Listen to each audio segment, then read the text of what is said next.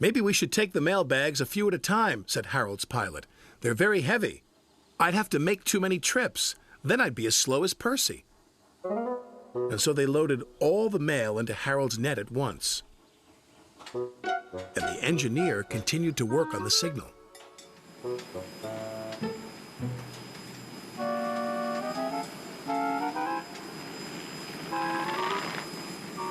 Just as they finished loading, a signal engineer cried out.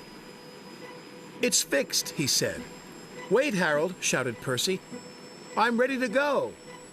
But it was too late. Harold had already taken off. Percy watched the mail disappear. He was upset. But then they all heard a strange sound.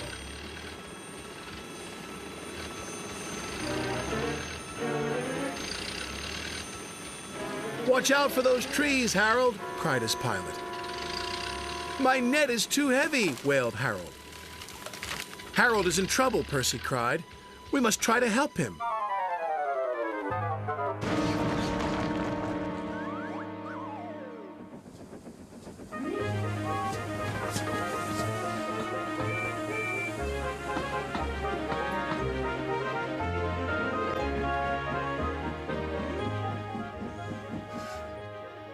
"Are you all right?" called Percy. "Just get someone to pull me out of this haystack," sputtered Harold, and Percy did, as fast as he could. The next day, Harold's engine was fixed and he was flying again. Percy was very pleased to see him. "Want to take the mail, Harold?" Percy teased. "I'll stand by with the rescue team." All the engines tooted, and Harold hovered so low that only Percy could hear. "Thanks for getting help to pull me out of that haystack, my friend," he said. "That's all right," said Percy. "That's what friends are for."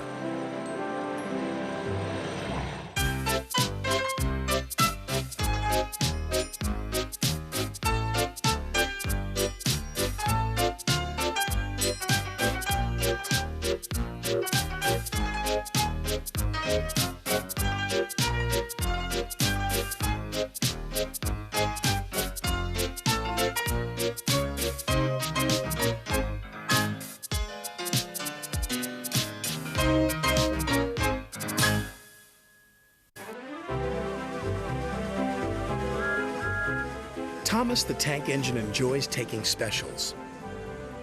Today he was bringing a special to Brendam Docks. His load was to go onto a cargo ship. The ship was scheduled to depart at sundown. Thomas had to get to the docks before then. But the load was very heavy. So Thomas puffed as hard as he could. He pulled so hard, he broke his coupling rods. He wasn't going anywhere. "Oh dear," Thomas said, "I'll be late." His driver saw an old shed near the track. "If there's a telephone in there, I could call for help," he said. "Hurry," said Thomas, "and be careful. It looks spooky." Then a voice boomed from inside the shed. "Do you mind? I'm trying to sleep." Thomas hoped it wasn't a ghost. Then his driver appeared. "Is it a ghost?" asked Thomas nervously. "It's a surprise," his driver teased. Then the fireman took some of Thomas's coal and headed off to the shed. "She could get us to the fitter's yard," his driver said. "If her boiler holds," added the fireman anxiously. What kind of surprise is that? Thomas wondered. "Thomas, meet Elizabeth," said his driver.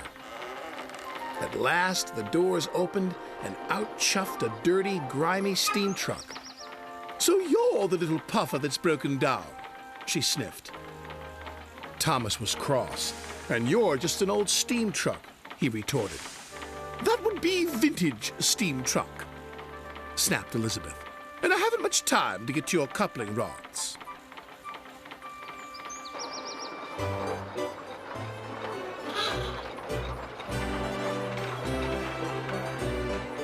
The driver was concerned. Elizabeth was making awful grinding sounds.